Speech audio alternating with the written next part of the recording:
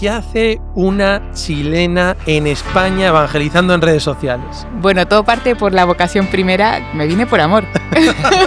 Tener hijos, más que haberme reprimido o limitado, ha sacado de mí lo que yo incluso no tenía idea que podía sacar, que era más amor y más amor y más amor. Hicimos una encuesta en Instagram preguntándole a la gente cómo te encontraste con Dios. Y más del 80% puso delante de Jesús Eucaristía. ¿Qué recomendarías a la gente para que para ellos también la Eucaristía sea la autopista para el cielo? ¿Y cuándo fue que Javi hincó rodilla? Cuéntanos ese momento. Ya, si hubiese sabido que José se me iba a ir pronto, lo hubiese tenido, ¿no? O sea, ¿valía la pena todo esto que he pasado? Sí, o sea, y si me tiene que pasar de nuevo, sí, 1000 veces sí. Pero espera, ¿qué pasó? ¿Qué pasó en ese Eso fue encuentro? en un día, fue una Cuéntanos. semana. Pero la primera razón por la que yo sonrío todas las mañanas es porque creo en las promesas del Señor.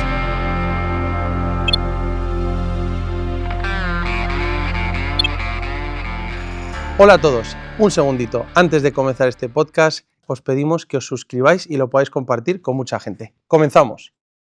Hola a todos y bienvenidos a Rebeldes Podcast, este espacio donde compartimos la fe católica y donde nos queremos formar para ser cristianos en el siglo XXI.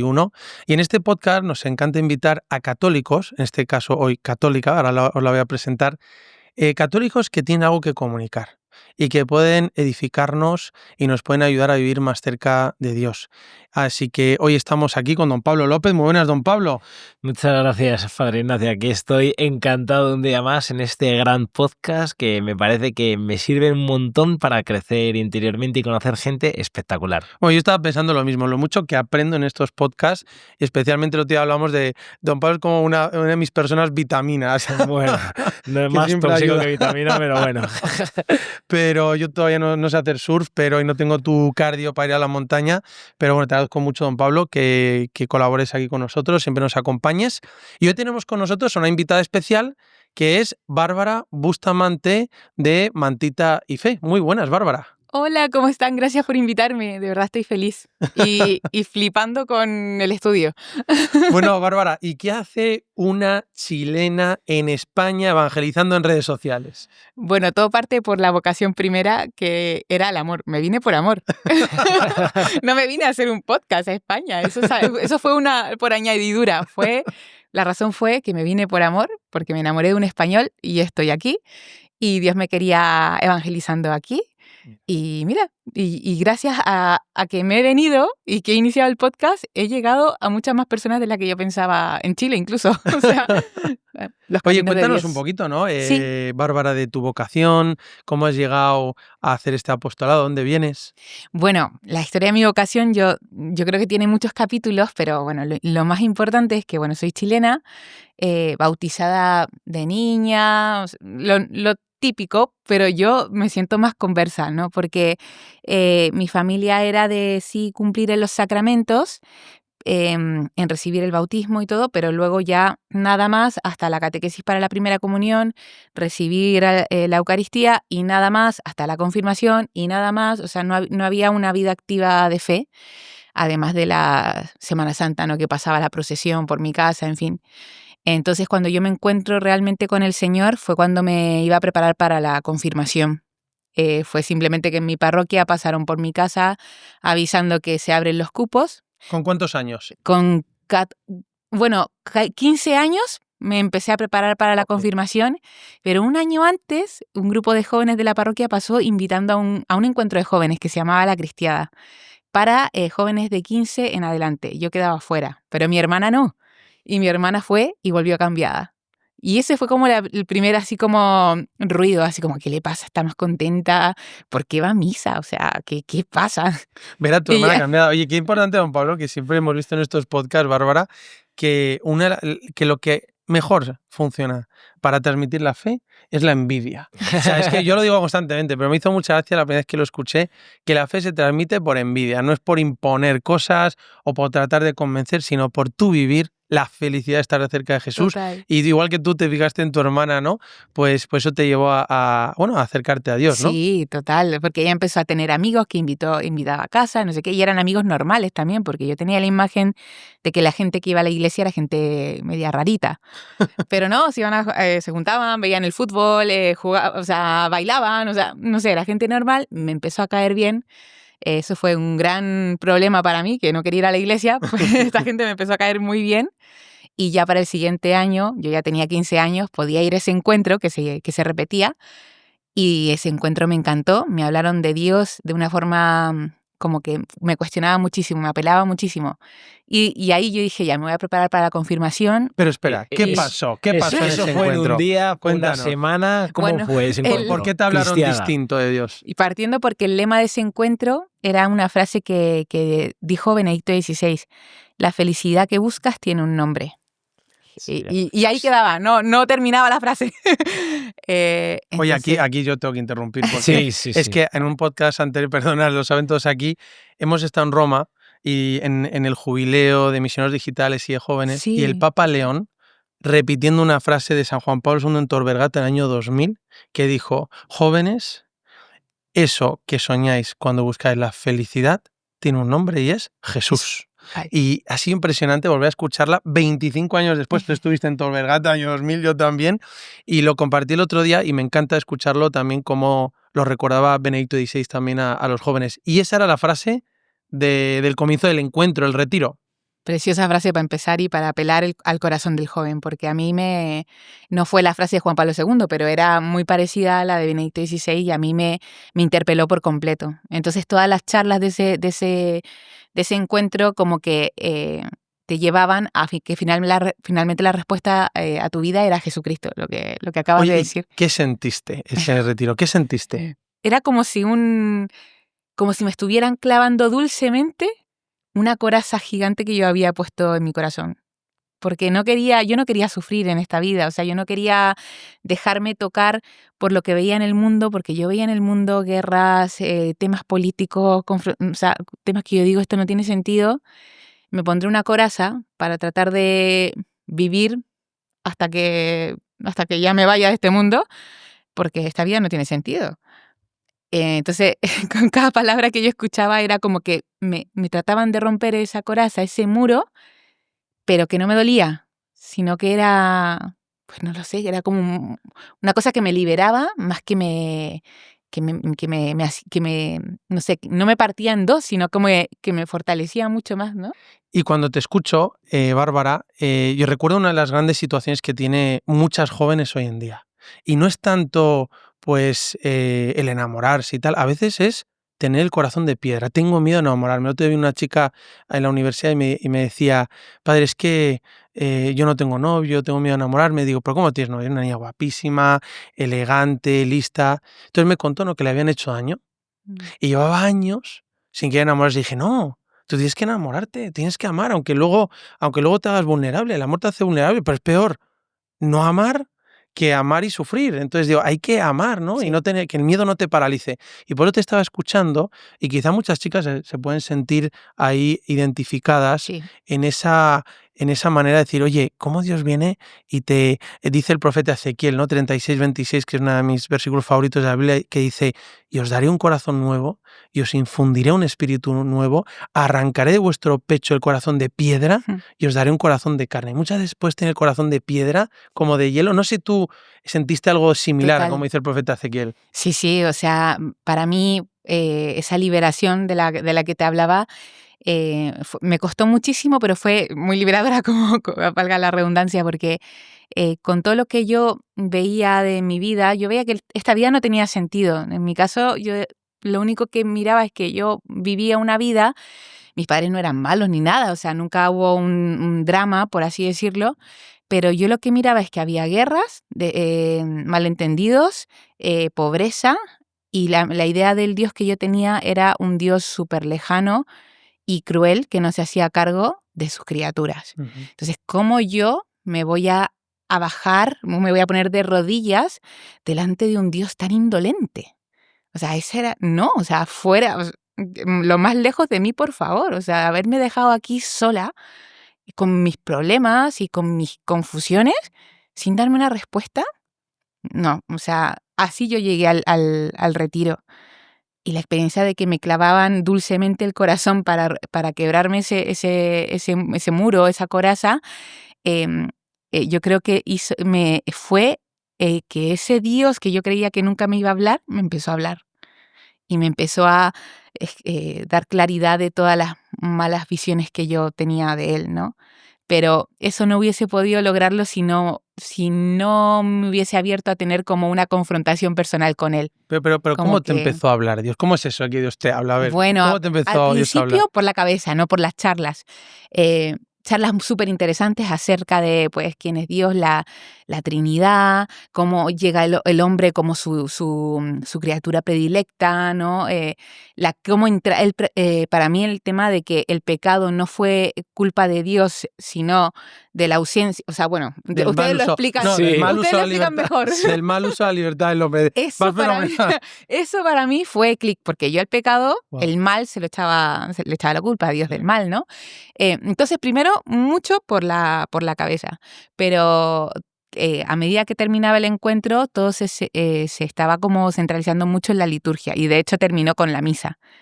Y cuando ya escuché la voz del Señor de decir, hija, rompe con todo y ven a abrazarme o te quiero abrazar, fue más en el corazón, en la misa, frente a su presencia en la Eucaristía.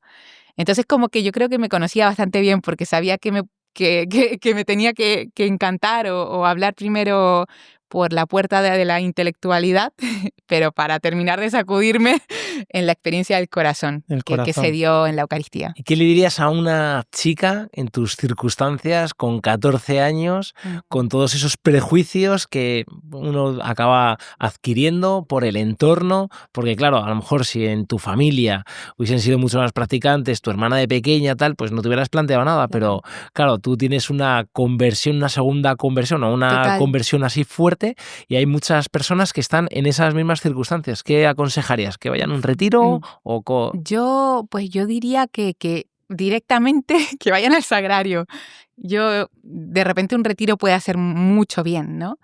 Pero ahora, por lo que he vivido, yo creo que vayan al sagrario creyendo o no creyendo, que le digan un par de cosas a Dios o a lo que creen que hay ahí que nosotros creemos que es Dios, pero de repente si no estás tan convencida, hazlo igual, porque yo creo que basta un pequeño paso desde tu libertad para que Dios ya se encargue del resto. A mí me impresionó, ahora que te escucho, creo que lo hemos comentado con don Pablo, que hicimos una encuesta en Instagram preguntándole a la gente cómo te encontraste con Dios. Y más del 80% puso y dijo, delante de Jesús, Eucaristía. Wow. Y yo dije, no me debería sorprender, y menos siendo sacerdote, ¿no? Pero me sigue impresionando que lo primero que te sale al corazón a cualquiera de nosotros es vete delante del sagrario, vete de Jesús, Sí. delante de Jesús Eucaristía, delante de Jesús Eucaristía pasan cosas. Y más cuando vas con la palabra de Dios, ¿no? Y entonces, ¿a ti te pasó esto en el encuentro?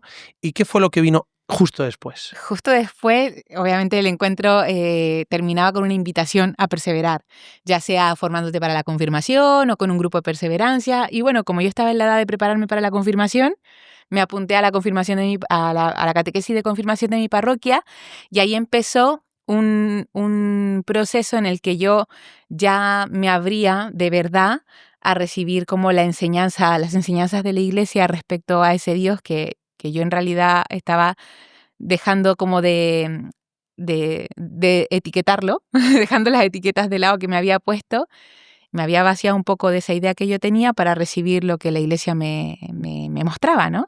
Y fue apasionante porque me tocó una catequista estupenda, que le mando un saludo a Cecilia, que de verdad que se lo trabajó demasiado para hablarnos. Y dentro de esa de todo ese proceso, el tema que me rompió en 1000 pedazos para bien, para volver a construirme, fue el cielo, cuando hablamos de la vida eterna. Porque una de las grandes desesperanzas en las que yo vivía era que yo creía que después de esta vida no había nada más. Entonces eso era lo más sin sentido que yo encontraba, lo más triste de esta vida era como, ¿para qué vivo? O sea, para morirme y ya está, no puede ser. Me parecía como lo más cruel, ¿no? Y cuando me hablaron de la vida eterna, de que eso no es así, de que vivimos para no morir, o sea, ahí ya yo que me seguía cuidando, ¿no? Yo en los domingos no me arrodillaba porque yo iba porque sí, pero no me voy a arrodillar delante, no. Yo iba como en mi estilo, ¿no? Pero después de ese tema de saber que estoy hecha para el cielo, ya me rendí Y a la misa siguiente que empecé a ir a misa de semana, y la siguiente misa a la que fui ya me arrodillé, me dejé tocar por el Señor en el Evangelio. Y justo esa misa después el sacerdote dijo, ahora nos ponemos de rodillas porque haremos una hora santa. Y yo todavía no sabía estos conceptos de hora santa ni nada. ¿Qué es eso? Y yo, ¿vale? Y me pongo de rodillas, veo que el sacerdote se va, se vuelve como con una vestidura, no sé qué, saca la forma, ¿no?, del sagrario, la pone. Y yo en el fondo en mi cabeza sí sabía de qué se estaba tratando todo esto, que la hostia consagrada, pero como que en ese momento fue como que yo percibía que alguien me miraba, que alguien me quería abrazar, sentía un fuego interior.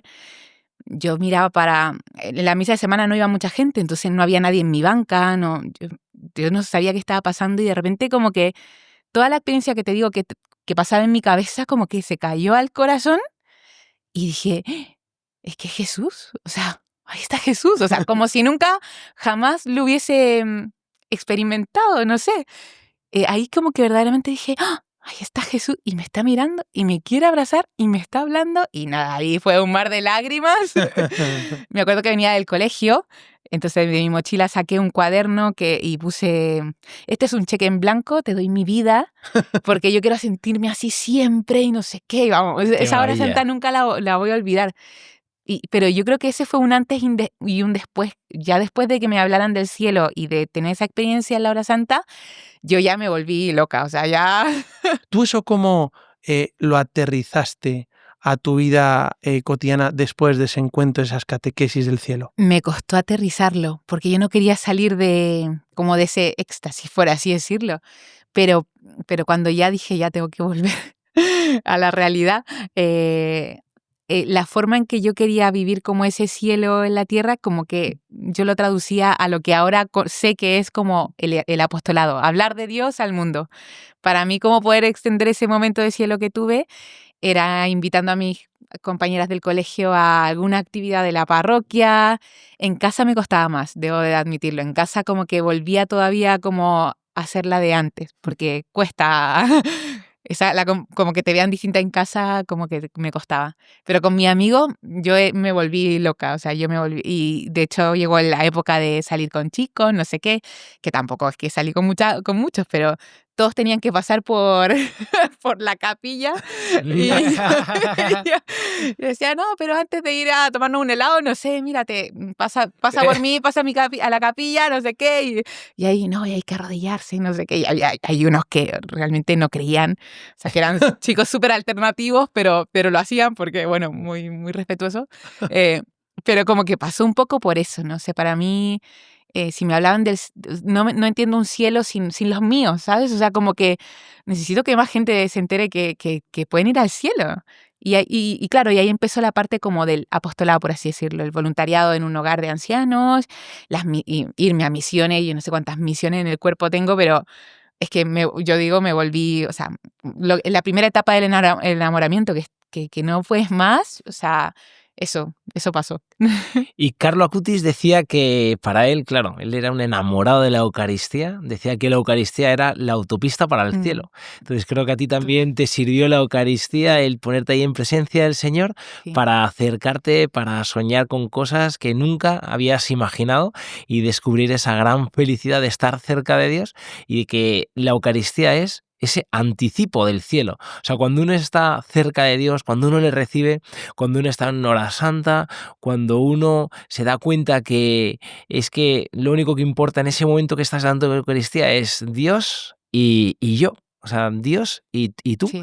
Pues eso cambia muchas vidas, a muchas personas. A ti te cambió. Entonces, bueno, me ha hecho mucha ilusión escuchar cómo también se materializa en muchísima gente. Sí. ¿Qué recomendarías a la gente para que para ellos también la Eucaristía sea la autopista para el cielo? Mira, a mí me sirvió, no sé si el mejor consejo que puedo dar, obviamente ir a misa, experimentar la Eucaristía, la misa dominical, pero también darle una oportunidad a la misa en la semana, ¿no? Porque a mí me pasaba que como que en la misa dominical a veces tenía como más distracciones, porque de repente, no sé, era catequista, entonces tenía que ver a los niños, o de repente había más gente, entonces más ruido, no sé. Bueno, no lo sé, como que mi experiencia en la misa semanal era como de una intimidad como muy especial. Entonces, yo recomendaría que si de repente que a la gente que quiere de verdad estrechar ese lazo con el Señor, no solo se quede en la misa dominical, sino que apueste por ir un día más a la semana, o si puede 2, o a lo mejor no, si no puede ser la misa por horario, lo que sea, pues una visita o 2, por muy breve que sea, el Señor pasan cosas, como tú decías. Oye, pero qué Sí. bonito. ¿Sabes qué? A mí me pasaba lo mismo de cuando me convertí, empecé ya a ir a misa, pues yo quería, ¿no? Porque mi madre me decía que había que ir a misa. Y una de las cosas es que me gustaba más la misa entre semana. Porque era Igual. como mi misa con Jesús. Luego el domingo había mucho lío, había mucha gente, ¿no? Pero, y bien, fenomenal, pero y la misa dominical es esencial, para muchos es la última agarradera a la fe, ¿no? Pero la misa diaria se convirtió como en mi misa con Jesús, ¿no? Total. Entonces, por eso me encanta esa sugerencia que yo creo puede ayudar mucho. Oye, y Bárbara, tú en este camino que vas haciendo, te encuentras con Jesús, te pones a misionar, piensas en el cielo, llevas a tus novios a arrollarse a la iglesia y demás, pero luego, ¿cómo fuiste madurando la fe? ¿Qué te llevó a vivir una vida cristiana como más fundamentada, más estable, ¿no? No tanto dependiente de lo emocional que tienes Claro. al principio? ¿Qué te ayudó? Pues a mí me ayudó mucho a sentar cabeza, por así decirlo, cuando me tocó, iba en paralelo, yo estaba en el colegio, estaba terminando el colegio, llegaba la etapa de la universidad, de elegir una carrera. Para mí ese momento era, no sé si para todos los jóvenes es así, pero elegir la carrera es súper importante, no es como elegir un poco hacia dónde va tu vida. Y yo como tenía el factor carrera universitaria unido estrechamente al de mi vida pastoral de la parroquia, no, como que me llevó primero a preguntarme más que elegir la carrera que quiero hacer con mi vida. O sea, como que la excusa de la carrera profesional yo creo que fue el instrumento que Dios como usó para realmente llevarme a la pregunta que quería que me hiciera, que era, ¿qué hago con mi vida? La vocación, básicamente. Entonces, en ese momento yo creo que senté cabeza, porque en la etapa del enamoramiento previo, yo trabajaba muy de cerca con algunas religiosas, sacerdotes, laicos consagrados, o sea, una vida consagrada que yo envidiaba. O sea, miren, por Dios, toda la vida entregada a esa causa, qué maravilla. Pero nunca me lo había planteado realmente, ¿y yo qué? Entonces, a los 17 años, dije, aquí me lo tengo que plantear de verdad. Porque si quiero una carrera universitaria, tengo que entenderla primero con mi llamada primera. O sea, yo primero no soy traductora, en este caso, que al final estudié traducción. Yo en primer lugar no soy traductora, yo soy una hija de Dios que es traductora, que trabaja o que trabajará o que estudiará traducción. Pero no podía responder lo segundo sin lo primero. O sea, que Ahí senté la cabeza. pregunta venía sobre la vocación, es decir, ¿qué es lo que Dios ha soñado para mí? Sí, ¿no? tal Para cual. que sea feliz. Antes incluso que la vocación profesional, Sí, es la vocación al estado de vida. Es decir, Dios me quiere a la vida consagrada, al celibato apostólico, Dios me quiere para el matrimonio. ¿Cuál es la voluntad de Dios para ser feliz? al menos en mi caso fue así. O sea, en ese cambio fue empezar primero a preguntarte por la vocación. A mí me encanta que hay una frase que dice que hay 2 días importantes en tu vida, el día en que naces y el día en que descubres para qué. Wow, Y ese para qué es tu vocación. Ese tal cual. para qué es el motivo por el que te vas a levantar de la cama cada mañana, ¿no? Mm. Y me parece muy interesante que en tu proceso de madurar la fe, ya cuando me voy a tomar más en serio esto, pues lo que te viene a la cabeza es primero a plantear cuál es mi vocación, ¿no? Y yo creo que todos deberíamos de poner delante del Señor, sobre todo delante del Señor la Eucaristía, y decirle, Jesús, ¿qué quieres para mí? Pues Jesús quiere lo mejor para ti. ¿Y cómo viviste esa llamada entonces a tu vocación? Fue un poco terremoto, porque claro, la primera vocación que me llamó la atención no fue el matrimonio, que finalmente es la mía. La primera vocación que me llamó fue la de los misioneros. Porque claro, yo tenía este fuego interior, quería anunciar a todo el mundo que Cristo es la respuesta, que no sé qué, o sea, igual misionera, o sea, no, o sea, estaba clarísimo. Tenía mucho miedo porque soy soy una miedosa, o sea, soy súper miedosa, sobre todo en el tema de la vocación me costó mucho, pero como que pero yo sabía que al final me llamaba la atención mucho la vocación misionera. Pero ¿qué miedo tenías? O sea, ¿qué es lo que te para? Porque a lo mejor a alguna persona sí, también le puede pasar lo mismo, ¿no? a lo que iba a decir mi familia. A lo que iba a decir tu Sí, familia. Esto es muy interesante, sí, Juan Pablo, sí. pero nada, yo quiero hablar de esto porque cuando hay chavales o chicas incluso se piensan la vocación al sacerdocio, a la vida consagrada, una de las cosas que más frena es la dependencia de la familia, cosa que me parece muy bien que quieras a tu familia, ¿no? Sí. Pero me ha impresionado que muchas veces es que van a decir mis padres, esa dependencia de la familia, etcétera, ¿no? Total. Entonces, ¿a ti qué te ha ayudado a poner tu vida, esa tarjeta en blanco, ¿no? Que le has Sí. dicho que le diste al Señor. Dios me ayudó mucho porque como yo tenía este miedo, primero mi hermana se lanzó a discernir la vocación y públicamente. ¿La suya o la tuya? La suya. O sea, yo estaba con el lío vocacional, pero ella también, y no lo sabíamos. Entonces la que se lanzó primero como a discernir como públicamente con una comunidad y todo fue ella. Y yo dije, menos mal, que ella un poco es la que pasó un poco la prueba de fuego. ¿Pero qué hizo tu hermana? Al final descubrió que no, que ella Vale. vivió una experiencia y dijo, no, mi Vale. vocación no es esta. Fenomenal. Y luego vine yo, un poco trampa. Pero básicamente entendí que, o sea, yo dentro de la oración que hacía, que ya la pregunta me inquietaba muchísimo, me encontré, creo que el Cantar de los Cantares, no sé si los torrentes de aguas no pueden apagar el amor, ni los ríos anegarlo. Eso a mí me impactó muchísimo y dije, ya, no puedo perder este fuego que me ha dado esta palabra. Entonces fue en ese momento en que la leí, en que llamé a la hermana que tenía que contarle y ya seguí para adelante y el miedo que tenía era un poco la reacción de mis padres y fue una reacción, sobre todo la de mi madre, preciosa, de decir, hija, adelante, si esto es lo que te mueve el corazón, adelante. Y bueno, la de mi padre fue un poco más fría, pero no fue tan dura. O sea, como que yo de verdad tenía un miedo que en parte no era tan bien fundamentado, porque mis padres en el fondo se lo tomaron mucho mejor de lo que yo pensaba. ¿Y qué les dijiste a tus padres? Le dije a mi madre, lo dije por separado. Dije, tengo esta pregunta de la vocación que no puedo más, que me está ahogando, que yo me quiero entregar al Señor en esta comunidad y todo. Y mi mamá me dijo, si se te notaba, se te faltaba llevarte la cama a la parroquia para... En el fondo no se sorprendieron. Y yo, wow. Y mi papá, yo le dije más en código de papá, así como, papá, bueno... yo he visto mucho a qué me quiero dedicar, o sea, y yo veo que en realidad antes de elegir una carrera universitaria, como que yo he visto que en realidad quiero ver mi vocación, si es consagrada, a la vida consagrada, misionera, y mi padre me dijo, perfecto, y me dijo como un poco duro, pero ahora le entiendo, pero bueno, cada uno tiene su proceso. Mi rol como padre es como velar por tu seguridad, así como temporal, por así decirlo, que tengas una carrera universitaria. Entonces me dijo, intenta por favor sacar una carrera mientras que disciernes y no te pido más.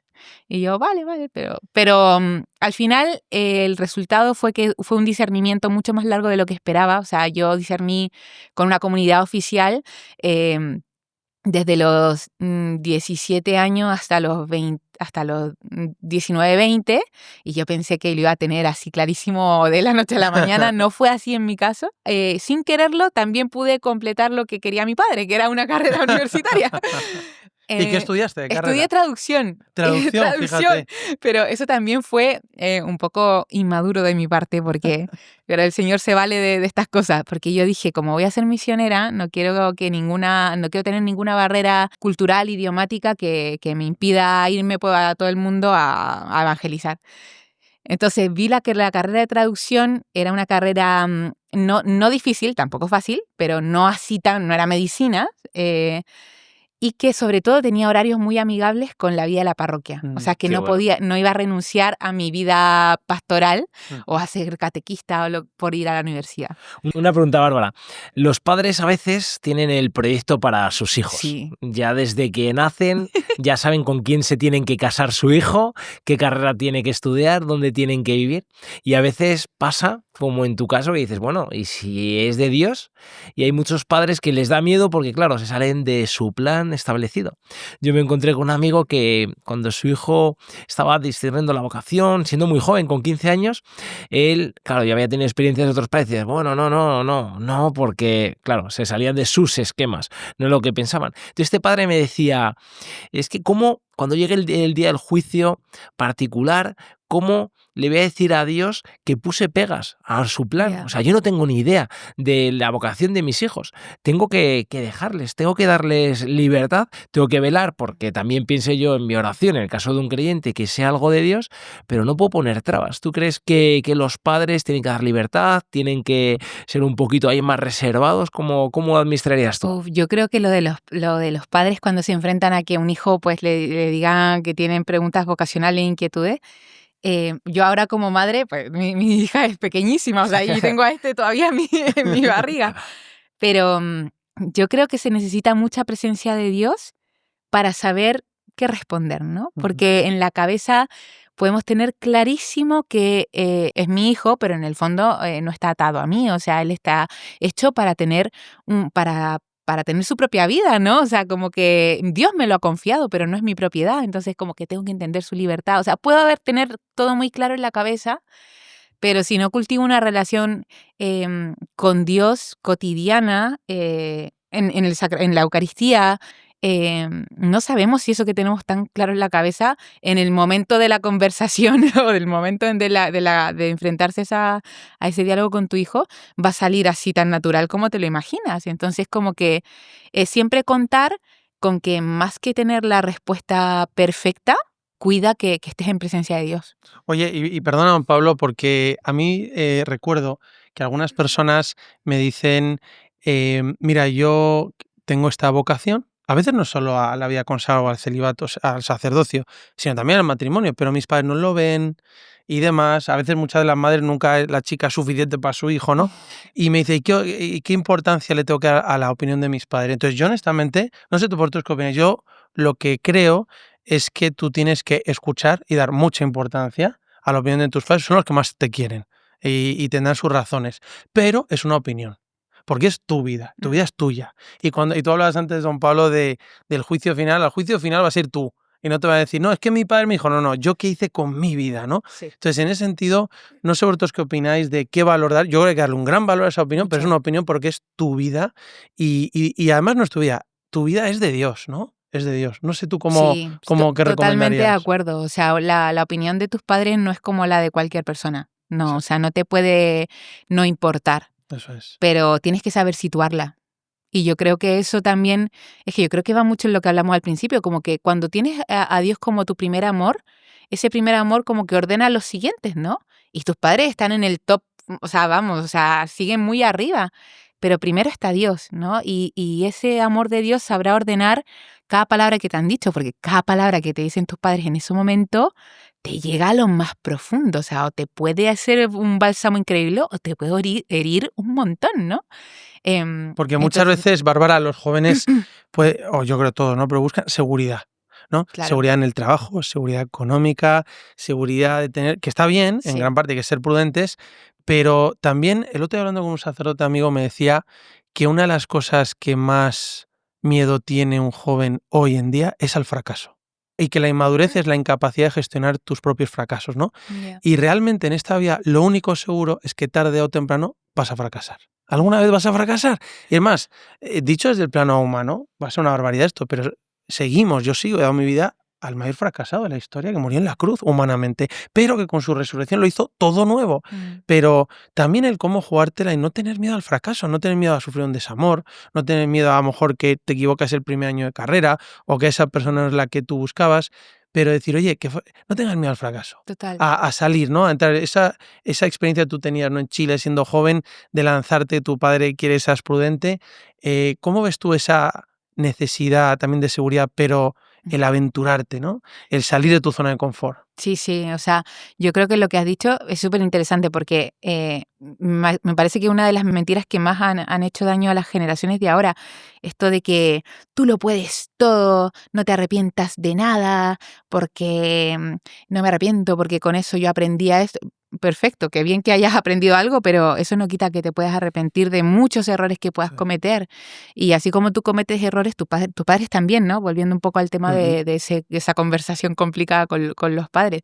Entonces yo creo que sí hay que ser muy prudente, por algo existe el acompañamiento espiritual también, o la misma oración, o sea, que no vamos a andar como locos diciendo que porque Dios me lo dijo, yo hago... No, o sea, hay una estructura, al menos en un buen discernimiento vocacional, que yo creo que te puede dar muchas luces para avanzar y dar pasos seguros. Hay una cuota de confianza, no más que de ser imprudente, es de confiar, ¿no? O De sea, confianza. sí, A mí unas frases del Evangelio que más me gustan, esa que repetía San Juan Pablo II, Duc in altum, rema mar adentro. claro.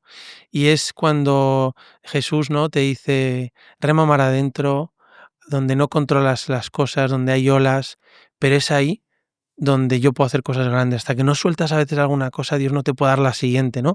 Entonces, ¿tú cómo viviste en ese proceso, pues el siguiente paso que diste? ¿Qué sucedió? Wow, yo me lancé, lo dije, fue como haber, a lo mejor queda mal dicho, ¿no? Pero fue como haber vomitado una cosa que tenía tan ya metida y nada más lo dije, nuevamente la experiencia de liberación, ¿no? De decir, soy más libre ahora. Lo que pasó fue que empezó un proceso de conocimiento personal muy bonito.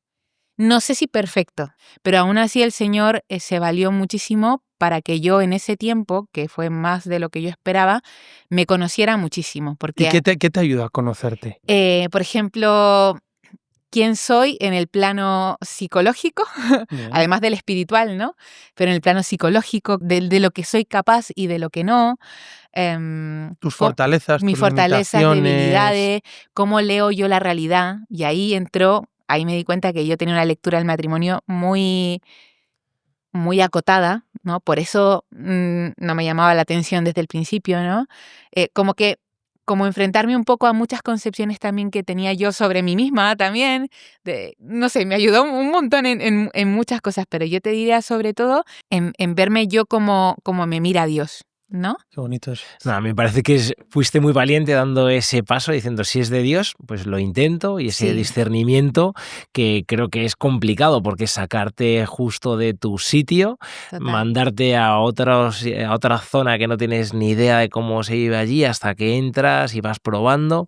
Entonces, esa etapa que es muy bonita, donde la vocación es de tres personas: la de uno, la que piensa que Dios le pide; la de Dios mismo, que es lo que quiere para cada uno, que además Dios ha pensado en nosotros antes de la creación del mundo y sabe dónde quiere ponernos; y luego también la de la persona que te tiene que aceptar, en caso de los sacerdotes, pues del obispo; en caso de los religiosos, de la comunidad, etcétera. Bueno, pues me parece que ese paso que diste que es muy valiente.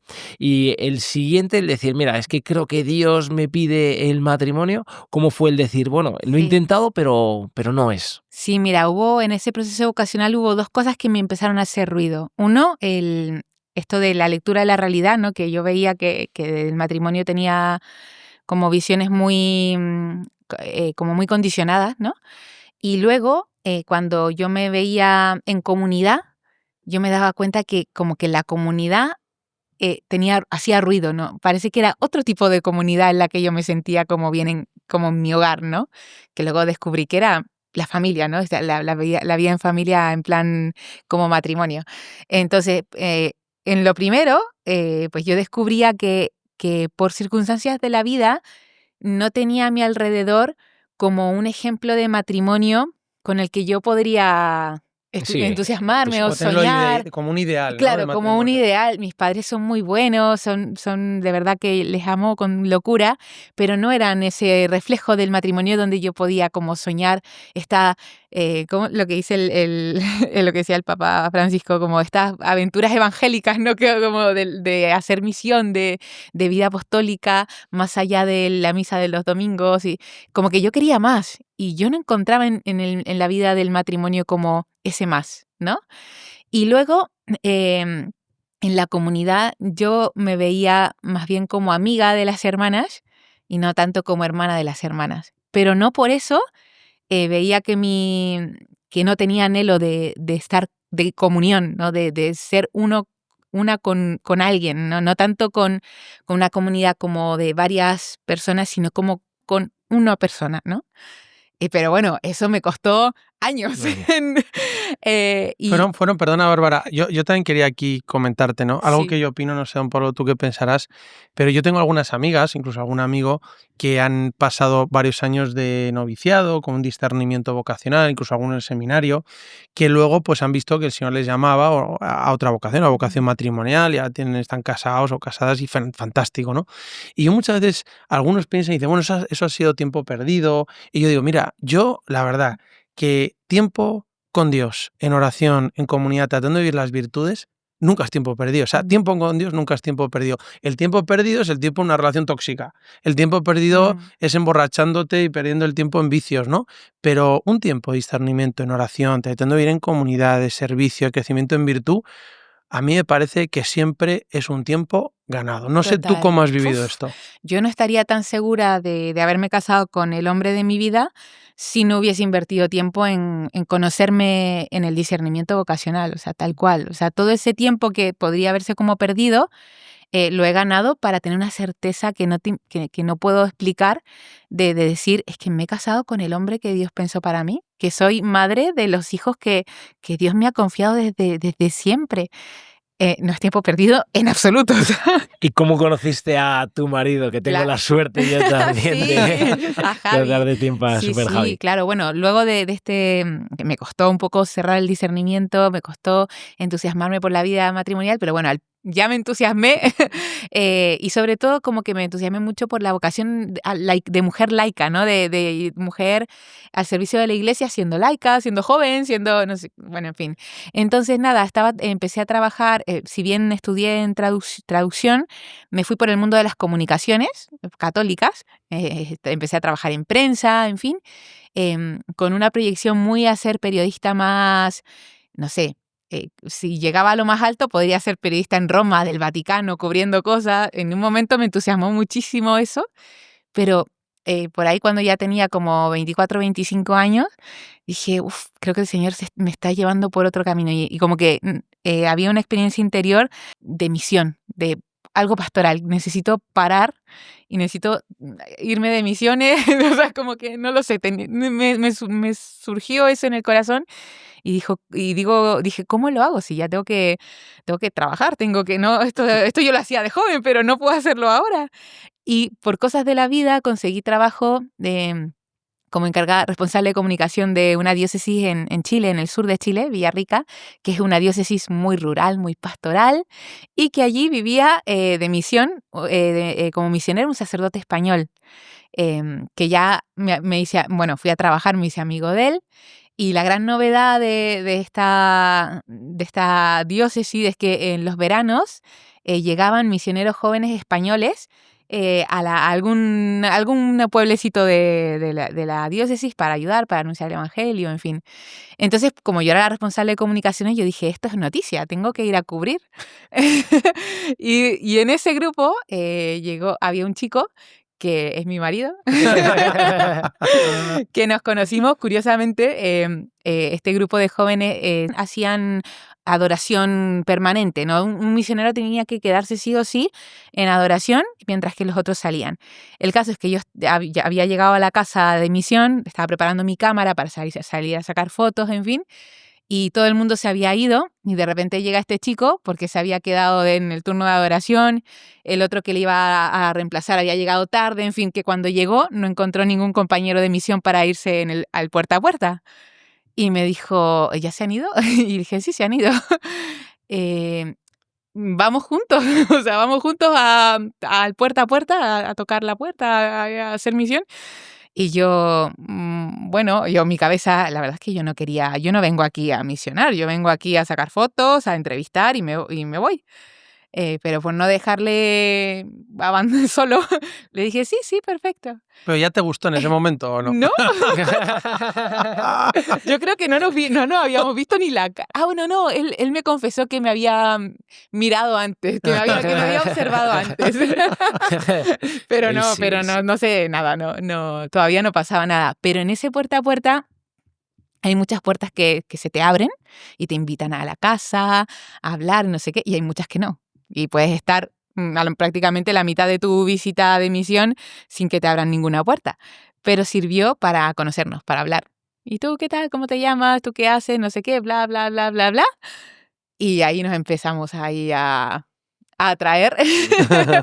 Y la cosa es que esa misión rural duró 5 días y la gente que te abría la puerta y te invitaba a tomarte un café o lo que sea, siempre, en Chile al menos suele pasar, que te dicen, pero venga mañana y mañana le tengo preparado una merienda más rica, no sé qué. Vale, pues la cosa es que repetimos las mismas casas con el mismo compañero, hicimos misión juntos todos esos 5 días. Y ahí yo me di cuenta que me gustaba y mucho. Y terminaba la jornada y yo decía, Dios mío, Bárbara, pero ¿cómo se te...? O sea, está bien que ya estés con la ilusión de casarte, que ya has visto que el matrimonio es lo tuyo, pero ¿no se te podría haber ocurrido alguien un poco más, no sé, que viva en tu país? O sea, este chico se va en 5 días, no lo vas a volver a ver, ¿por qué te metes en problemas? No sé qué. Y él, por otro lado, un poco parecido, ¿no? Así, pero ¿cómo estás, chica? No sé qué. Y la cosa es que al final ellos estuvieron prácticamente un mes misionando en Chile y el último día él me dijo, bueno, no, el penúltimo, pues dijimos, se notaba clarísimamente que nos gustábamos.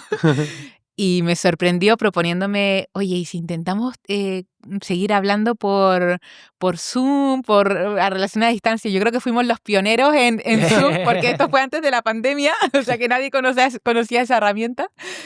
Y yo así le dije, ok, pero que sepas que yo soy malísima para mantener relaciones a distancia, o sea, ni con mis amigas en Santiago, que me había cambiado porque yo era de Santiago, me movía a Villarrica, ni con mis amigas ni con mi familia puedo mantener así como tanta conexión. Pero bueno, intentémoslo. Y resultó, y tuvimos como un noviazgo de 1 año y algo a distancia. Ok. Porque la pandemia se metió entre medio y todos los planes que teníamos como para viajar y no sé qué, nada, se cancelaron. Y cuando ya veíamos que incluso a distancia la relación se fortalecía, dijimos, ya, está bien llevar un tiempo a distancia, pero es que tenemos que ser novios normales, tenemos que vernos Estar las caras, cerca ir todos al los días. cine o, no sé, caminar, pasear.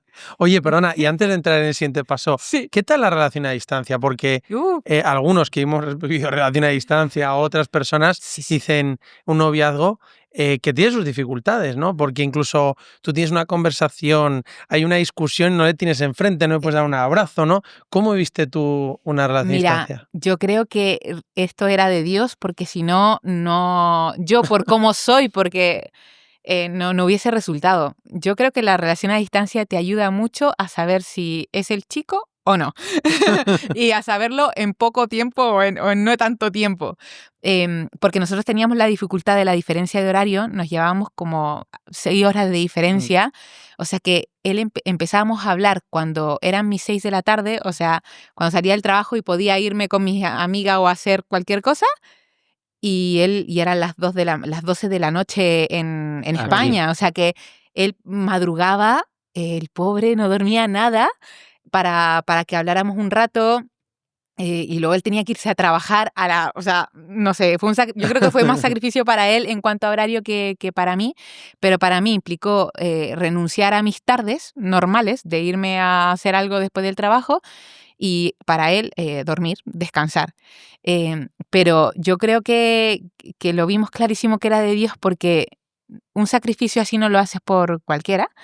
Y luego todos las conversaciones como que se iban inclinando naturalmente como a una proyección más allá, o sea, como que, pero no forzado, ¿sabes? O sea, como que hablábamos siempre de qué es lo que teníamos en el corazón, cómo deseábamos vivir pues nuestra vida, y habían unos clics que te entusiasmaban muchísimo, y un sacerdote nos recomendó mucho leer un libro juntos sobre noviazgo católico.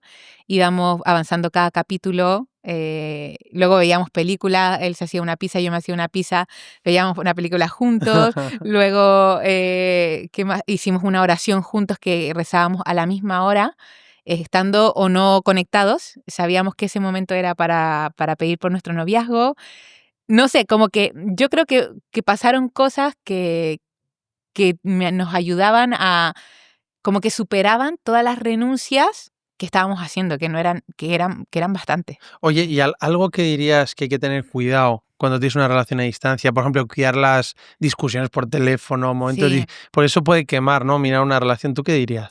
Yo diría que o sea, ante todo sinceridad, o sea, si realmente, esto es una opinión totalmente Sí. personal, a lo mejor me puedo equivocar, pero si realmente ya te está desinteresando quedar todos los lunes, conectarte a la tal hora de la tarde con el chico, piensa por qué. De repente es porque tú te estás poniendo trabas o estás poniendo prioridades que no deberían que no deberían estar por encima de esa relación, o porque realmente, pues, no sé, de repente no es, ¿no? O sea, y no seguir alargando algo que a lo mejor ya está claro que no iba a funcionar, ¿no? Ok. Y por otro lado, el tema de las discusiones. O sea, tener muchísima, no sé cómo decirlo, como muchísima cabeza al momento de mandar una bomba, porque no sabes si sabrá responder, si Claro, sabrá ¿cómo lo recibe? interpretarla. Claro, exactamente. Es que en el Está canal de comunicación pueden pasar tantas interferencias que no sabes cómo va a terminar eso. Y al final, pues algo que se puede resolver frente a frente en 5 minutos, en una relación a distancia puede ser fatal. Y el tiempo noviazgo Sí. fue un tiempo de discernimiento, Sí. un tiempo, y muchas veces, no sé, don Pablo, a ver, ¿tú qué le recomendarías a un joven o a una joven que está discerniendo su vocación? Pues yo muchas veces lo he pensado y a mí me viene a la cabeza sobre todo 3 cosas que me gustaría comentar con vosotros. No estoy discerniendo qué es lo que Dios quiere para mí, si este noviazgo es un noviazgo bueno. Nosotros tenemos un vídeo que se llama Prueba de fuego el noviazgo para saber si viene de Dios o Qué no. buena. Pero a mí se me ocurre ¿cómo saber qué es lo que Dios quiere de ti? La oración. Porque primero eres tú con Dios. Solo tú sabes lo que Dios quiere de ti y cuidar la oración. Lo segundo, leer los acontecimientos de la vida. Es decir, lo que te ha pasado, por qué te ha pasado en este instante. Tantos santos descubrieron su vocación. Pues San Ignacio después de un bombazo en la pierna, San José María por las pisadas en la nieve, Madre Teresa Calcuta por el testimonio de los misioneros que se iban a la India. Y luego lo tercero, la dirección espiritual o cómo Dios también habla a través de las personas, ¿no? Creo que esos son 3 elementos que pueden ayudar a discernir. No sé tú cómo lo viviste, don Pablo, tú si añadirías algo o especificarías algo. O sea, yo siempre animo, lo digo en la homilía de las bodas, pero también en los noviazgos, la familia que reza unida permanece unida, eso es algo muy clave. Y siempre también aconsejo a la gente que se tiene que buscar a una pareja que sea mucho mejor que él. Dices, intenta buscar a una persona que te ayude a crecer. En este caso, que te ayude a estar muy cerca de Dios, cosa que tú le ayudabas a Javi y Javi te ayudaba a ti, esto con total seguridad. Entonces pienso que, aparte de esto, decir, venga, alguien que te haga muy feliz y que te ayude a ser muchísimo mejor. Es una de las recomendaciones que yo siempre hago. Ay, me gusta mucho. ¿Y tú cómo viviste eso? Yo diría muy parecido a lo que ha dicho el padre ahora, porque a mí lo que me hizo mucho clic dentro de todo lo que has dicho tu padre Ignacio, en las misiones yo me fijaba mucho cómo él trataba a la gente que misionaba. Y para el pobre Javi, claro, español, va a un sitio de campo, es como si yo, chilena, fuera al campo, que es un español muy difícil de entender, ¿no? O sea, si ya el chileno es difícil de entender, el pobre Javi a veces no entendía nada de lo que estaba diciendo la señora, o sea, como que... pero siempre le sonreía, le aceptaba... Luego me confesaba, ¿no?, que había cosas que no le gustaban y le aceptaba lo que le ofrecían, la comida que le había hecho, le aceptaba y le sonreía. Y yo decía, wow, ¿y todo eso te estaba costando? Y me decía, sí, un montón. O sea, no le entendía, no me gustaba lo que me estaba dando de comer. O sea, y aún así, esa sonrisa, esa disposición a escuchar más que hablar, aunque no te estés enterando de nada, yo decía, wow, este hombre qué bien trata a estas personas. Yo quiero que no tanto a mí, ¿no? Yo me imaginaba como a él tratando a mis Tus hijos. hijos. Yo ahí ya me estaba adelantando. Haciendo tu plan. Ni Como siquiera- una mujer haciendo tu plan. Ni siquiera estábamos de novio ni nada, pero sí que me imaginaba a ese mismo hombre tratando así a mis hijos, a mi madre, a mí, como que ese hombre que tengo al lado que trate así a la gente, O pues sea, me la llamaba la forma atención. de tratar a los demás es una Sí. cosa que te conquistó y te hizo Sí. también discernir. Oye, pero ¿y cómo llegaste al siguiente paso de ir a vivir a la misma ciudad y casarte? Claro. Sí, bueno, y nosotros vimos que el noviazgo a distancia tenía que detenerse. Luego también en paralelo estábamos leyendo un libro que nos decía que el noviazgo se tiene que terminar. No es eterno, no es un estado eterno. Tiene que terminarse para casarte o para seguir buscando al indicado, ¿no? En nuestro caso veíamos que era como para casarnos, pero no podíamos dar ese salto sin antes ser novios así como normal. Y se dio normal. Conviviendo. Ahora lo de normal es, en España por lo menos, convivir juntos unos años. No, claro, novios... compartiendo la misma ciudad. Eso, compartiendo la misma ciudad. Gracias a Dios, a Javi, pues Javi pidió una excedencia laboral en su trabajo y se la dieron. Y logramos sacarle una visa de trabajo porque todavía estaba la pandemia y las fronteras en Chile estaban cerradas. Entonces, entrar a Chile era imposible, solo se podía con una visa de trabajo, que lo logramos, yo creo que por gracia de Dios, y se vino a trabajar a Villarrica, un colegio de la diócesis, y ahí por fin... O sea, dio el primer paso. Sí, Lo dio él. Cruzó el charco otra vez. Ya después de eso, ya digo, ya, quiere algo más. Qué grande. Y fue un poco tragicómico porque, claro, nosotros creíamos que en esa etapa de noviazgo, viviendo en la misma ciudad, íbamos a poder ir al cine, no sé, lo que hacen los novios, ¿no? Tomarse un helado, salir a pasear. Pero bueno, como todavía había pandemia, no podíamos hacer nada de eso, nada, o sea, porque había toque de queda, o sea, Chile fue muy restrictivo. Mascarilla, o sea, no fue un noviazgo que nosotros creíamos que iba a ser, pero aún así el hecho de ir a misa juntos, ver una película juntos que encontráramos ahí en la tele, cocinar juntos, en fin, todas esas cosas que para nosotros eran totalmente nuevas, eran demasiado necesarias para luego ya el compromiso, ¿no? Y sobre todo para mí que mis padres le conocieran. Eso también era importante. Qué importante eso, ¿no? Sí. También que conozcan a la familia. Sí. Y muchas veces, no sé si algunas veces los jóvenes en el noviazgo me dicen qué hay que tener en cuenta, ¿no? Y digo, creo que uno, si te hace mejor persona, que lo habéis dicho antes vosotros, sí.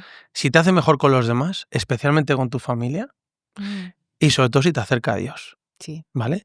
Pero que en ese caminar vuestro de discernimiento, que se va Javi a vivir a Chile, sí. Conoce a tu familia y vivís, ¿cuál fue el siguiente paso hasta el matrimonio? Mira, lo que pasa es que en nuestro caso como que yo lo tenía clarísimo y él también desde antes pero para concretarlo, yo creo que fue a lo mejor rezar juntos, no sé, el vernos... en esa diócesis hay una capilla de oración perpetua y yo creo que en la oración se vio claramente que ya era momento de la pedida, básicamente. Entonces hasta aquí.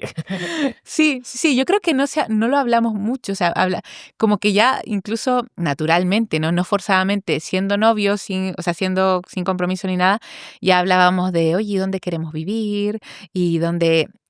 como que ilusionarnos juntos por un proyecto en común, creo que nos hacía encaminarnos allá a lo que iba a ser, evidentemente, pues la pedida y poner fecha y ver qué vamos a hacer. Pero se fue dando en el diálogo, yo creo. ¿Y cuándo fue que Javi hincó rodillas? Cuéntanos ese momento. Ya, fue muy bonito, ¿eh? El pobre Javi lo intentó muchas veces, pero yo no me daba cuenta. Pasaron algunas cosas. Pobrecillo. Es que, claro, la pandemia de verdad que dificulta mucho las cosas. En principio... ¿dónde comprar la alianza? ¿Dónde comprar el anillo de compromiso? Estaba todo cerrado. El pobre se fue como a otra ciudad con un permiso especial. No sabía o sea, de verdad, o sea, deme el anillo que tenga, gracias a Dios. O sea, fue una locura para primero comprarlo y luego para la pedida, pues era un día que yo tenía libre. O sea, más bien que iba a trabajar por la tarde, porque era ya la Semana Santa, en fin, era el miércoles santo, yo tenía que transmitir la misa por la tarde, entonces la mañana la tenía libre. Entonces él había planificado ir a un pueblito, comer, pasear por el lago, porque en esas zonas preciosas, pasear por el lago y ahí la pedida. ¿Qué pasa? Que salimos a comer y cuando quería volver a por el anillo que dejó en el coche, se nos perdieron las llaves del coche. Entonces, claro, yo Pobrecita. decía, por Dios, yo estaba preocupada por el coche y él estaba doblemente preocupado por el coche y por el anillo que tenía ahí guardado. La cosa es que ese día no se pudo, nos regresamos en autobús, menos mal que estábamos cerca de Villarrica, y luego él fue a por el coche con una llave que yo tenía de repuesto en la casa, en fin. El segundo intento fue en adoración, en el turno de adoración de las 3 de la mañana que teníamos, que yo era de 2 a 3 y él de 3 a 4, y cuando la idea que tenía él era que en el momento que nos encontrábamos para cambiarnos de turno, él me pedía matrimonio. Pero claro, yo estaba cansadísima, me había quedado dormida y cuando le vi llegar, le dije, estoy muerta, me quiero ir a dormir, que te vaya bien, adiós. O sea, casi que me sale. Y ahí no pudo pedirlo. Entonces ya el domingo de resurrección por la tarde, ya habíamos terminado de transmitir la misa, estábamos todos tranquilos y me dijo, ¿nos vamos a dar un paseo? Le dije, sí, pero voy a ir a mi casa, me voy a cambiar, me voy a poner ropa ya de deporte porque ya estoy cansada, no sé qué. Y me dijo, no, pero o sea, si estás guapa, vamos. Entonces, ese por fin, frente al lago, frente al volcán precioso que tiene ahí Villarrica, me pidió matrimonio. Me dijo, Bárbara, mira, yo lo tengo clarísimo, ya... Yo quiero casarme contigo, me da mucha pena porque no he podido, no tengo nada que ofrecerte, ni pues, refiriéndose como al anillo. Y yo le dije, mira, tranquila, si yo también quiero casarme contigo, o sea, así que si no tienes nada, si no tienes que el anillo, nada, no pasa nada, puedes pedírmelo, no sé qué. Y fue como, no, o sea, te lo voy a pedir. Sí, te lo voy a pedir ahora, te lo voy a pedir ahora. Y saca ya el anillo y, ¿quieres casarte conmigo? Y ahí ya por fin me propuso matrimonio, acepté. Y nada, y ahí fue contarle a la familia, a distancia también, en España. Y luego, claro, acto seguido fue preguntarnos dónde vamos a hacer nuestra vida. Claro. Y bueno, en oración también discernimos que en España. Okay. Ya, y por eso te viniste a España. Y por eso me he venido por amor. Oye, y cuéntanos un poquito de la ceremonia del matrimonio. ¿Qué es lo que más te llamó la atención? ¿Qué momento es? Yo creo que el momento más marcado fue por todos los días de mi vida. O sea, ni siquiera me sé la fórmula completa de lo que decimos los novios en ese momento, pero me entrego a ti para amarte, respetarte, ¿verdad? Por todos los días de mi vida. Ese por todos los días de mi vida me hacía recordar como a eso que yo le decía al Señor de yo quiero sentirme así siempre, como en esa hora santa, ese momento de cielo, como que de alguna manera por fin lo estaba concretando en una vocación clara, concreta, que iba a vivir por todos mis días de mi vida, y estaba viendo como ese camino al cielo que se llamaba Javier y que tenía un rostro y que era una persona. O sea, como que veía un poco que por fin el Señor me mostraba, como que sacaba el velo a eso que yo sabía que quería, pero que no le podía poner cara. Y mirando a mi marido, como que yo veía que ya está, o sea, ya lo encontré. Entonces me quedo con ese momento. Pero qué bonito que en el sacramento del matrimonio, como enseña la teología católica, el momento central, donde está la materia y forma, donde sucede el vínculo conyugal y os hacéis una sola carne, es el consentimiento. O sea, donde os entregáis y recibís mutuamente en el amor, es cuando termina la mujer de decir para todos los días de mi vida. Entonces, muy bonito escucharlo de ti y recordar a la gente que se va a casar, que ese es el momento central y esencial donde sucede todo en el matrimonio. Y dentro de este cambio de la vida matrimonial, el sacramento del matrimonio es cuando el amor humano es tan grande, se hace divino, sobrenatural, porque interviene el amor de Dios. Porque aunque es que queráis mucho, Javi y tú, pues el amor criatural no puede hacer que dos cosas sean una, aunque es lo que más une, pero ahí interviene el amor infinito de Dios, total, que hace que os unáis en una sola carne, como dice el Génesis, y cómo Jesús lo eleva a sacramento. Y cómo vivís esto, ¿no? Yo recuerdo en las misiones se decía que es como dos árboles que están unidos por la raíz, que aunque por fuera parece que están separados, por la raíz están unidos, ¿no? Aunque no se ve. Me encantaba esta expresión tan sencilla, ¿no? ¿Vosotros cómo habéis vivido ese cambio desde el día del sacramento del matrimonio? Wow. Para nosotros fue, o sea, todo fue a mejor. No sé, el noviazgo nos quedaba chico, por así decirlo, ¿no? En ese querer amarnos, entregarnos. En cambio, en la vida del matrimonio, desde el primer día, ¿no? Desde el viaje de novios en adelante, es una sensación de plenitud que yo no me esperaba encontrar en una vocación como la del matrimonio, porque como yo decía hace algún momento, me parecía una vocación como muy plana, como muy de pocas emociones, de pocas aventuras, muy... ¿Qué va a pasar en las cuatro paredes de mi casa?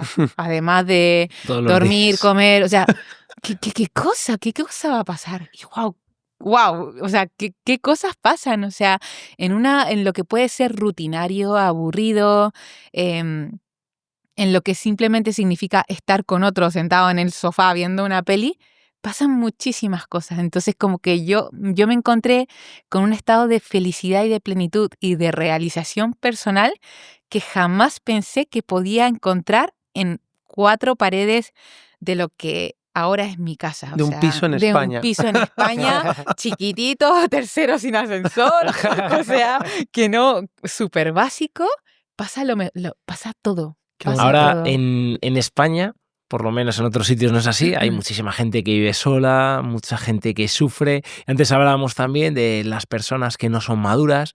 Creo que la sociedad nos lleva a que no nos enfrentemos a los problemas, a que incluso lo vayamos apartando y a no dar pasos de entrega total, como tú has hecho cuando tenías 17, 18 años, discerniendo yendo con esa comunidad, después, años después, con Javi, diciendo, venga, para toda la vida.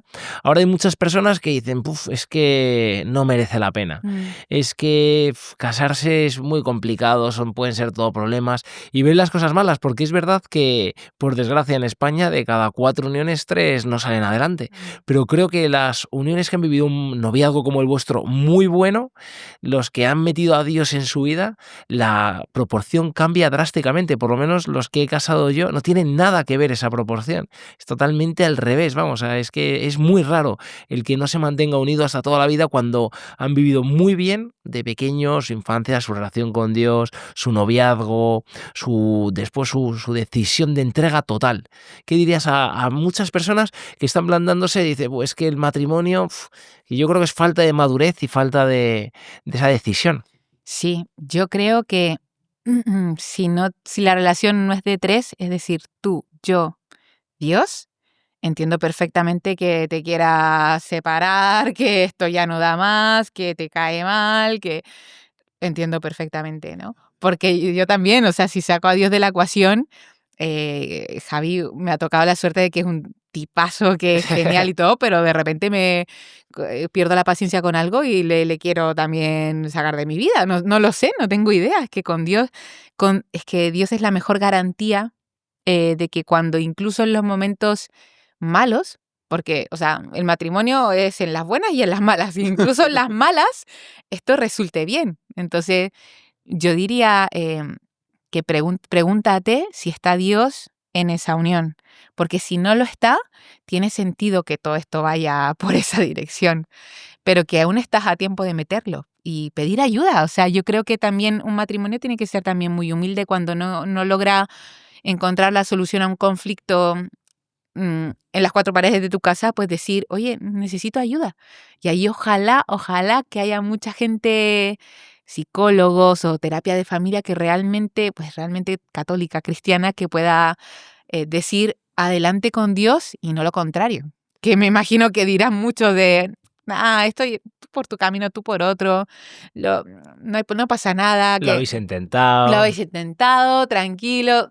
Yo intentaría pedir ayuda y sobre todo, pues, no dejarse como mover por los sentimientos, ¿no? Sino por la convicción. Yo también, una de las cosas que tenía como miedo del matrimonio era justo comprometerme con una persona tan pecadora como yo para toda la vida. En ese caso me comprometo con Dios que nunca me va a traicionar, ¿no? O sea, no, pero es que no se trata de eso, no se trata de eso. Se trata de que en mi debilidad me veo sostenido por ese otro que ha elegido Dios para mí, y somos uno con Dios, ¿no? Y Bárbara, ¿tú crees que, bueno, el matrimonio, la unión es increíble cuando el marido y la mujer reman a la misma dirección, en lo bueno y en lo malo, pero claramente los hijos son el mejor regalo del matrimonio, ¿no? Que hay muchas personas que ahora, pues eso, dicen, "Buf, es que ¿para qué vamos a tener hijos si no vamos a poder viajar, no vamos a poder ir de vacaciones, van a costar no sé cuánto, ahora ya saben cuánto va a costar un hijo cada año"? Sí, Es una sí, te locura. desanima un montón. Sí, sí. ¿Y vosotros, que ya tenéis varios hijos? Claro, claro, tenemos 3 hijos. Tenemos a María de 2 añitos y algo, luego José, que ya se nos adelantó en el cielo, se fue prontito, y Santiago, que viene en camino. Estamos a un mes de ya verle la carita. Pues yo te diría que los hijos, al menos yo como mujer, como madre, es lo que me han hecho comprender como el don de la entrega, incluso cuando no quieres entregarte. No sé, como que es verdad que en el matrimonio hay muchas ocasiones en lo que el matrimonio, la vocación en sí, también me imagino la de los sacerdotes también es una entrega constante, ¿no? Pero por lo general, pues uno lo lleva bien, ¿no? O sea, me entrego por el Señor y todo.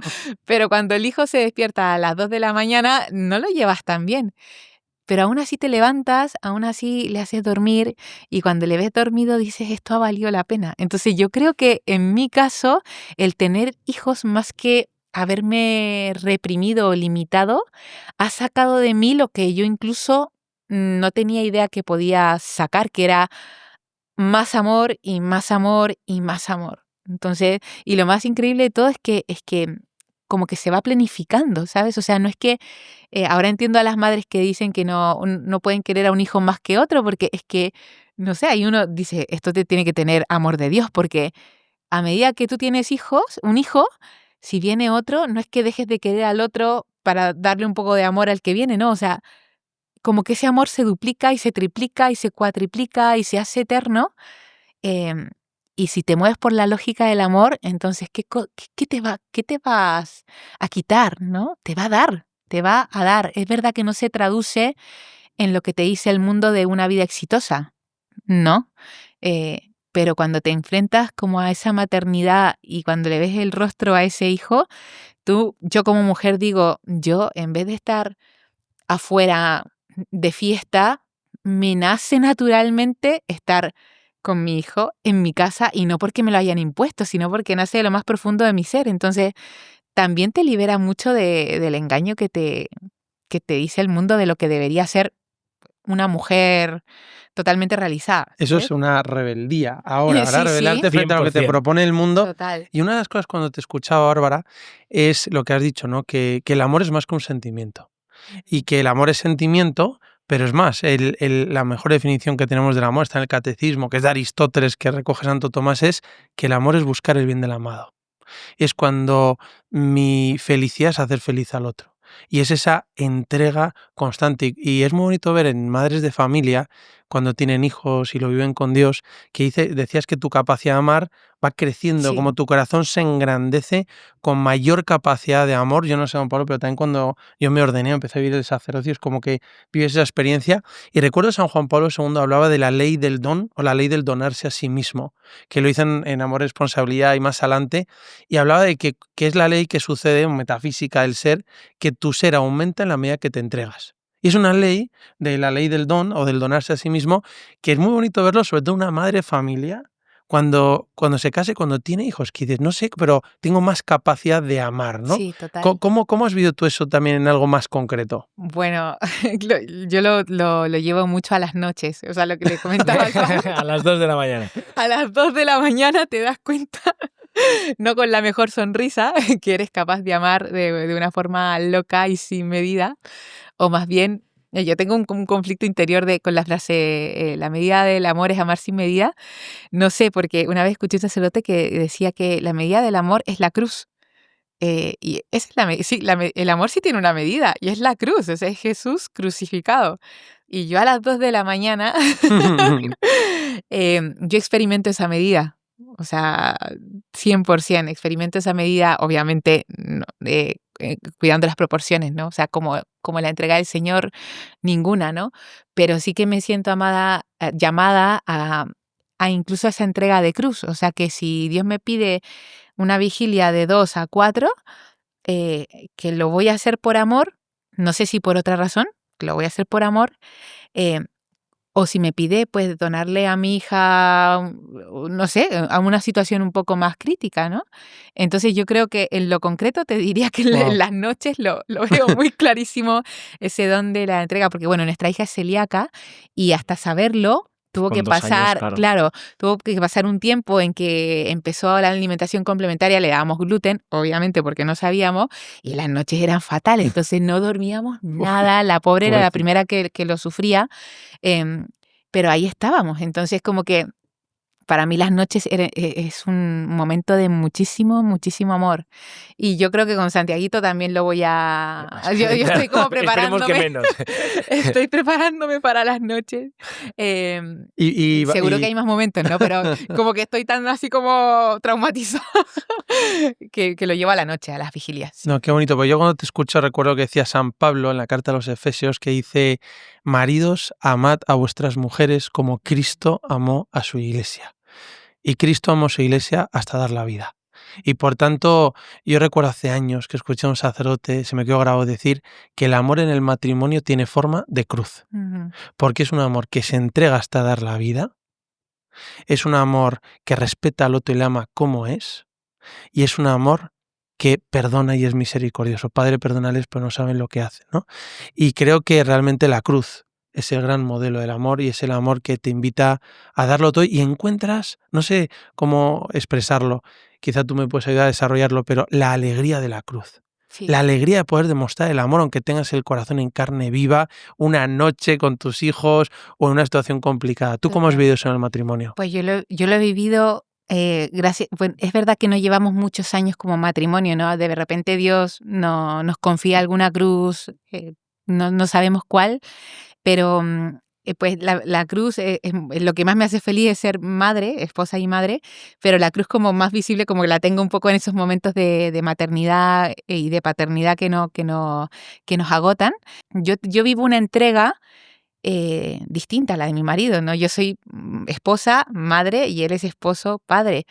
Y si bien mi cruz yo te la podría poner muy Ujú. concreta, pues en esas vigilias, yo sé que mi marido tiene otras cruces. O sea, de repente llegar más tarde a casa, perderse un momento pues importante de jugar con su hija, porque, no sé, tiene que velar por la economía del hogar, ¿no? O sea, o cosas así que, o sea, tenemos cruces en común, pero también cada uno tiene una cruz personal o que Dios le confía, pero que al final llegamos a casa y las lleva, y son las tuyas son las mías son las tuyas, o sea, como que esa común unión hace que cruces de repente que sean tan pesadas entre los dos, podemos llevarla más ligera, ¿no? Bueno, qué bonito, ¿no? Sí. Escuchar hablar así del matrimonio. San Pablo dice una de las frases que es del Señor, que la hemos escuchado mucho, que hay más alegría en dar Sí. que en recibir, que podría ser el eslogan de cualquier gimnasio de boxeo, pero también de cualquier mujer como tú que se entrega a los hijos, que Dios le va ensanchando el corazón,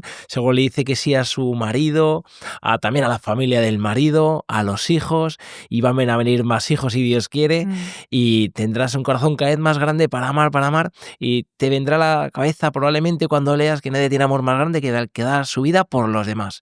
Y verte dentro de unos años mayor, gastada por tu familia, será algo que cuando mires para atrás seguro que pensarás, ha merecido la pena cada uno de esos esfuerzos que he hecho por mi marido, por mis hijos, por mi familia política, por la gente de mi vida. Total, sí, sí. Y yo, perdono, No, solo no. lo último a agregar, que con lo que dices, padre, me has recordado lo que iba a decir antes, de que esta dinámica de amar y amar y amar hasta agotarte, pues si a mí me preguntan si puedo amar menos, ya no puedo. O sea, como que te hace, no me conformaría con una vida menos de amar que la que tengo. Por mucho, si me ofrecieran, pues si su niña no existiera, podría seguir durmiendo 8 horas, 9 seguidas sin ningún problema, pero es que ya no lo quiero, ¿no? O sea, es una cosa muy curiosa que yo creo que solamente Dios puede poner esa cuota de decir, si pones amor, pues, recibirás mayor amor, o sea, como que la retribución de toda esa entrega hace que yo no quiera volver atrás ningún segundo. O sea, si por lo que sea tengo que tener ojeras hasta acá porque he amado mucho, pues prefiero tenerlas a no tenerlas. Y el momento como más crucial que lo he visto es cuando perdí a José, que José se nos fue en el embarazo. Y justo en el legrado, el legrado se complicó, pues hubo una hemorragia, o sea, lo que iba a ser una intervención muy, muy de entrar y salir del hospital terminó siendo como algo más serio. Y yo digo, pues si tuviera que, o sea, pasaría, si hubiese sabido que José se me iba a ir pronto, lo hubiese tenido, ¿no? O sea, ¿valía la pena todo esto que he pasado yo? Sí, o sea, y si me tiene que pasar de nuevo, sí, 1000 veces sí, ¿no? Y yo creo que ese entrega, ese amor se entiende solo si es iluminado como por el Señor en la cruz. De otra manera, yo no entendería qué sentido tendría pues haber sufrido tanto para que mi bebé se haya ido a la nada, ¿no? Pero sé que no es así. Mi hijo está en el cielo, me espera y ha valido la pena esos mesecillos y ese cansancio y esas intervenciones porque me ha hecho amarle más y ha hecho que él nos esté amando en el cielo y no en otro lugar, ¿sabes? Entonces... Pero sí, qué bonito escuchar hablar así del matrimonio. Tengo que reconocer que nuestros productores hablan así del matrimonio, es una gozada, cada una situación particular, pero te quiero agradecer, Bárbara, que nos has dedicado este tiempo. Yo quiero terminar con 2 o 3 preguntas de estas rápidas que me gusta siempre hacer, y una es, ¿qué consejo te darías a una Bárbara de 12 años, 13 años? Que persevere, que siga esperando esa respuesta que le va a venir muy prontito, que no se desanime. Que persevere. ¿Tu pasaje favorito de la Biblia? La visitación, cuando Isabel le dice a María, feliz la que ha creído, que se iban a cumplir las promesas dichas de parte del Señor, porque para mí eso ha sido. Yo soy feliz porque creo, ¿no? Yo creo que si me quitan la fe, yo no creo que sea feliz por muy exitosa que pueda ser mi vida. Yo soy feliz porque creo, no porque tenga hijos, o sea, obviamente todo el pack viene unido, ¿no? Pero la primera razón por la que yo sonrío todas las mañanas es porque creo en las promesas del Señor. ¿Y cuál es un libro que te haya cambiado la vida? 3 monjes rebeldes. Fue mi primera novela de santos en la que yo dije, a ver, si esta gente existió y hizo esta locura, yo quiero hacerla. Quiero entregar mi vida. Es la historia de San Bernardo y sus hermanos, exacto, ¿verdad? La fundación de la Orden de Cister. Eso es. Los primeros monjes que eran de familias o sea, que tenían, un proyecto de vida muy exitoso y lo dejaron todo por el Señor y hicieron pues esta comunidad que hacía mucho ruido a la gente. Totalmente. Sí. Don Pablo, ¿alguna pregunta tú quieras hacer para terminar? ¿Habéis pensado en los hijos que queréis tener o...? Sí. Bueno, Javi viene de una familia de 7 hermanos, yo de 4. De momento... Nosotros yo creo, bueno, es que yo no sé, Van uno por uno, ¿no? Dicen. Yo quiero tener 4, porque obviamente como mi familia somos 4, Javi quiere tener 7, en fin.